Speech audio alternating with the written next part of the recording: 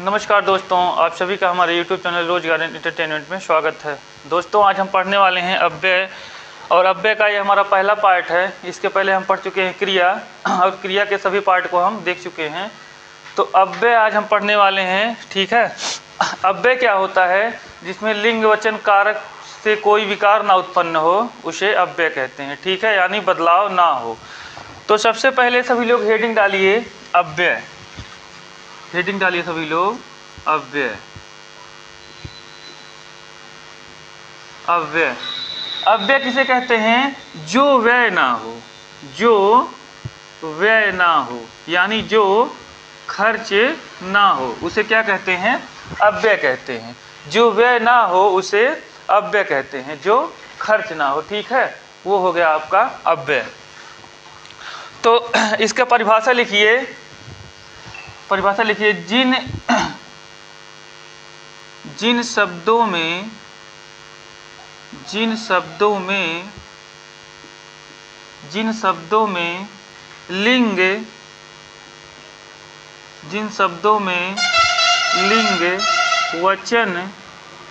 लिंग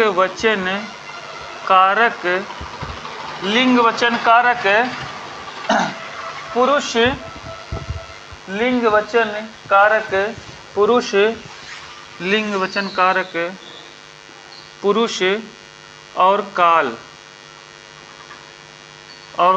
के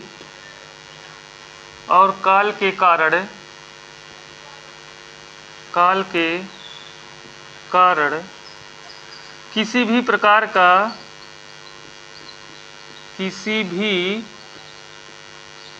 का विकार ना हो, किसी भी प्रकार का विकार ना हो, उसे अव्यय कहते हैं, उसे अव्यय कहते हैं, ठीक है।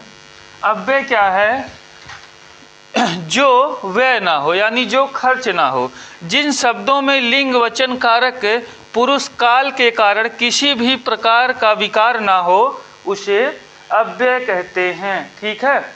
ये हो गया हमारा अव्यय का परिभाषा, उसे अव्यय कहते हैं। तो इसके बाद जो है, अब सभी लोग हम लिखेंगे अव्यय के प्रकार, ठीक है। अव्यय कितने प्रकार के होते हैं? तो अव्यय कितने प्रकार के होते हैं, कौन कौन बताएगा? आप सभी लोग कमेंट बॉक्स में बताइए, आप सभी लोग बताइए अव्यय कितने प्रकार के होते हैं। अव्यय को हम क्या बोलते हैं? अविकारी, ठीक है। अव्यय कितने प्रकार के होते हैं? तो अव्यय 4 प्रकार के होते हैं। कौन कौन से होते हैं 4 प्रकार? तो 4 प्रकार में लिखिए सभी लोग। पहला प्रकार है अव्यय का, कितने प्रकार के होते हैं? तो अव्यय 4 प्रकार के होते हैं, 4 प्रकार के होते हैं, ठीक है। अब 4 प्रकारों में कौन कौन सा प्रकार है? नंबर 1 आपका है, नंबर 1 आपका क्या है? क्रिया विशेषण। क्या है? क्रिया विशेषण अव्यय, क्रिया विशेषण अव्यय, ठीक है। दूसरा प्रकार है संबंध बोधक अव्यय, संबंध बोधक अव्यय, ठीक है। और तीसरा प्रकार है समुच्चय बोधक अव्यय, समुच्चय बोधक अव्यय, ठीक है। और चौथा प्रकार है विस्मयादि बोधक अव्यय, विस्मयादि बोधक अव्यय। चौथा प्रकार क्या है? विस्मयादि बोधक अव्यय, विस्मयादि बोधक अव्यय। ये हमारा है 4 प्रकार अव्यय का, ठीक है। पहला प्रकार है क्रिया विशेषण अव्यय, दूसरा है संबंध बोधक अव्यय, तीसरा है समुच्चय बोधक अव्यय, और चौथा है विस्मयादि बोधक अव्यय। ये हमारा 4 प्रकार का है अव्यय, ठीक है। अब सबसे पहले हम क्या पढ़ेंगे? क्रिया विशेषण के बारे में, ठीक है। तो सभी लोग हेडिंग डाल दीजिए कि क्रिया विशेषण अव्यय। हेडिंग डालिए सभी लोग, क्रिया विशेषण अव्यय। हेडिंग डालिए, क्रिया विशेषण, क्रिया विशेषण अव्यय। हेडिंग डाल लीजिए सभी लोग, क्रिया विशेषण अव्यय। तो सबसे पहले क्रिया विशेषण अव्यय का हम लोग लिखेंगे परिभाषा। तो परिभाषा लिखिए क्रिया विशेषण अव्यय का। सबसे पहले है क्रिया विशेषण अव्यय का, ऐसे अव्यय शब्द, ऐसे अव्यय शब्द जो वाक्य में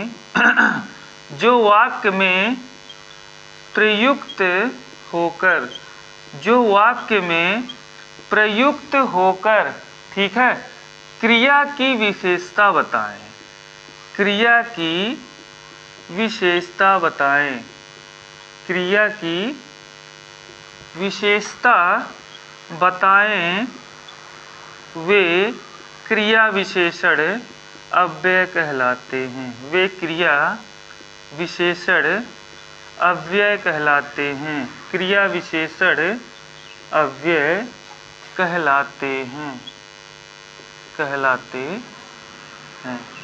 ठीक है। क्या है क्रिया विशेषण अव्यय, किसे कहते हैं? ऐसे अव्यय शब्द जो वाक्य में प्रयुक्त होकर क्रिया की विशेषता बतलाते हैं, वे क्रिया विशेषण अव्यय कहलाते हैं। यानी क्रिया की विशेषता जो बताएगा वो क्रिया विशेषण अव्यय होगा, और वो भी क्या हो, अव्यय शब्द हो, ठीक है, वो हो जाएगा क्रिया विशेषण अव्यय। तो सबसे पहले अब हम हेडिंग डालिए सभी लोग, इसके बाद क्रिया विशेषण का विभाजन कैसे कैसे हुआ है, ठीक है। तो क्रिया विशेषण को कितने तरह से विभाजन कर सकते हैं, कोई बताएगा? कमेंट बॉक्स में बताइए आप सभी लोग। क्रिया विशेषण का विभाजन कितने प्रकार से कर सकते हैं हम लोग, तो बताइए कितने प्रकार से क्रिया विशेषण का विभाजन कर सकते हैं। तो क्रिया विशेषण का विभाजन हम 3 प्रकार से कर सकते हैं। पहला क्या कर सकते हैं क्रिया विशेषण का विभाजन, सबसे पहला प्रकार है रूप के आधार पर। किस पे? रूप के आधार पर।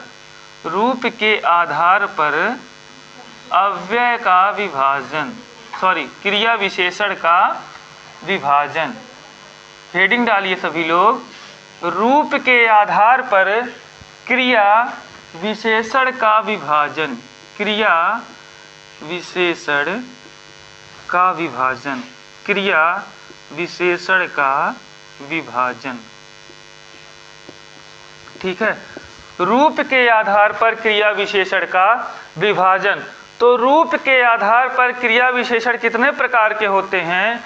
तो रूप के आधार पर क्रिया विशेषण 3 प्रकार के होते हैं। कौन कौन से होते हैं? 3 प्रकार, वो कौन कौन से हैं? तो 3 प्रकार लिखिए सभी लोग। सबसे पहला है मूल क्रिया विशेषण। मूल क्रिया विशेषण लिखिए सभी लोग। पहला है मूल क्रिया विशेषण। दूसरे की बात की जाए तो दूसरा है यौगिक क्रिया विशेषण। यौगिक क्रिया विशेषण। यौगिक क्रिया विशेषण। तीसरे की बात की जाए तो तीसरा है स्थानीय क्रिया विशेषण। स्थानीय क्रिया विशेषण।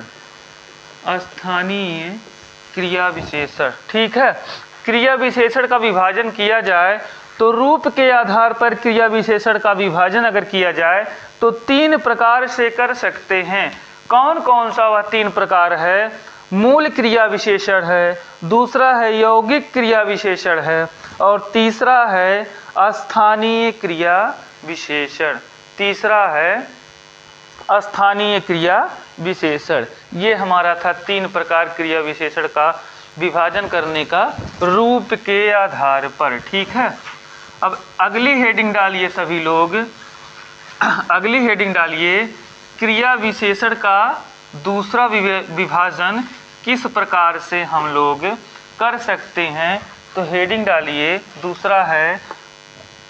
दूसरा है प्रयोग के आधार पर, प्रयोग के आधार पर, प्रयोग के आधार पर क्रिया विशेषण का विभाजन, क्रिया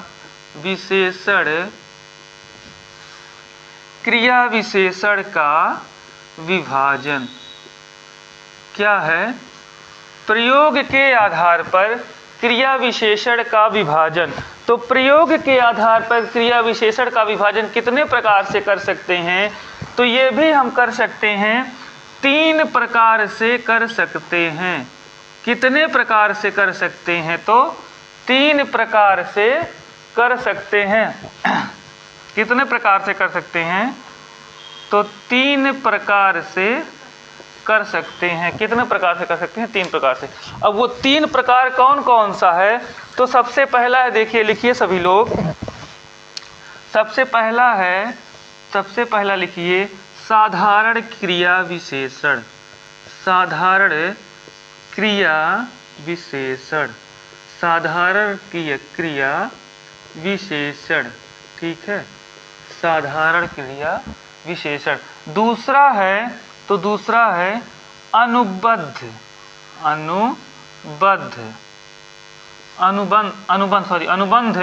क्रिया विशेषण, अनुबंध क्रिया विशेषण, अनुबंध क्रिया विशेषण।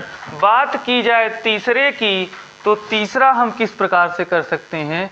2 हो गया, पहला है साधारण क्रिया विशेषण, दूसरा था अनुबंध क्रिया विशेषण, और तीसरा है संयोजक क्रिया विशेषण। तीसरा क्या है? संयोजक क्रिया विशेषण, संयोजक क्रिया विशेषण, संयोजक क्रिया विशेषण। ये है हमारा तीसरा। तो क्रिया विशेषण का अगर हम विभाजन करें, प्रयोग के आधार पर क्रिया विशेषण का विभाजन, तो कितने प्रकार से कर सकते हैं? 3 प्रकार से कर सकते हैं। कौन कौन सा? साधारण क्रिया विशेषण, अनुबंध क्रिया विशेषण और संयोजक क्रिया विशेषण। इसके पहले पढ़े हैं रूप के आधार पर क्रिया विशेषण का विभाजन। तो मूल क्रिया विशेषण और यौगिक क्रिया विशेषण और स्थानीय क्रिया विशेषण, ये 3 प्रकार था। अब इसके बाद हम पढ़ेंगे अर्थ के आधार पर क्रिया विशेषण का विभाजन। ठीक है, तो 3 प्रकार से विभाजन कर सकते हैं, रूप के आधार पर, प्रयोग के आधार पर और अर्थ के आधार पर। ठीक है, तो रूप के आधार पर और प्रयोग के आधार पर ये हमको पढ़ना नहीं है, हमको पढ़ना क्या है? अर्थ के आधार पर क्रिया विशेषण का विभाजन। अगर पेपर में पूछ लिया जाए क्रिया विशेषण के कितने भेद होते हैं, तो क्रिया विशेषण के मूलतः 4 भेद होते हैं, जो कि अर्थ के आधार पे होते हैं। ठीक है, कौन कौन से होते हैं? तो वो चारों भेद आपके हैं स्थानवाचक, कालवाचक और परिमाणवाचक और रीतिवाचक क्रिया विशेषण। ये आपके हो जाएंगे अर्थ के आधार पर, और हमको यही चारों पढ़ना है। ठीक है, लेकिन अगर पेपर में आपसे पूछ लिया जाए कि रूप के आधार पर क्रिया विशेषण कितने प्रकार के हैं, तो 3 प्रकार के हैं। कौन कौन से हैं? मूल क्रिया विशेषण, यौगिक क्रिया विशेषण और स्थानीय क्रिया विशेषण।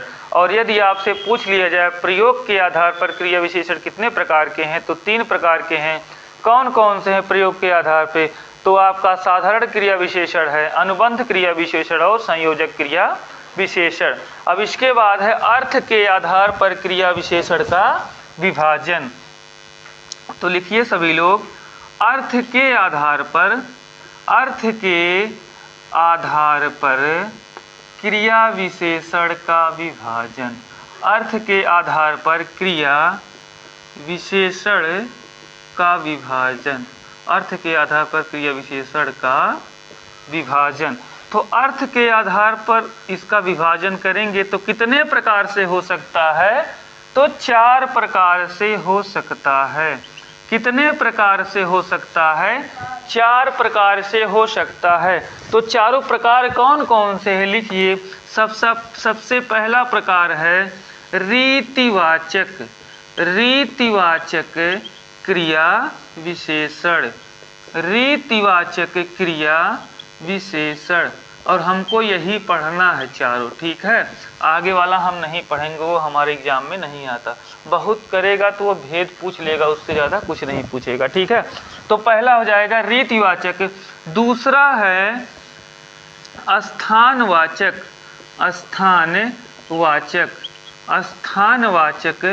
क्रिया विशेषण। स्थानवाचक क्रिया विशेषण, ठीक है। और तीसरा है कालवाचक क्रिया विशेषण। कालवाचक क्रिया विशेषण, कालवाचक क्रिया विशेषण। और चौथा है परिमाणवाचक